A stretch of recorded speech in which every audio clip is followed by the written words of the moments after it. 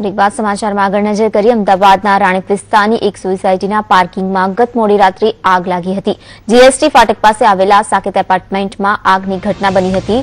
જોકે પાર્કિંગમાં લાગેલી આ આગે વિકરાળ સ્વરૂપ ધારણ કર્યું હતું।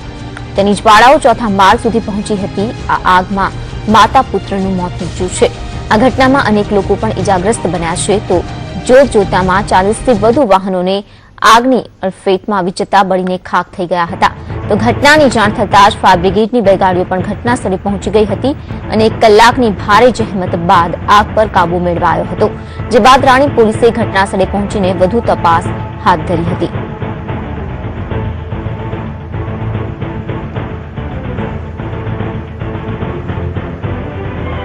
તેવી છે કે સાકેત એપાર્ટમેન્ટમાં નીચે ભોયતળિયા ખાતે વાહનો પાર્ક કરેલા હોય છે અને ત્યાં કોઈ કારણસર અગમ્ય કારણસર ત્યાં ઇલેક્ટ્રિક પેલા એના મીટરો પણ લાગેલા છે। એની અંદર આગ લાગવાથી આ બનાવ બનેલો છે। આ આગ લાગવાના બનાવની અંદર 2 માણસો મૃત્યુ પામેલા છે।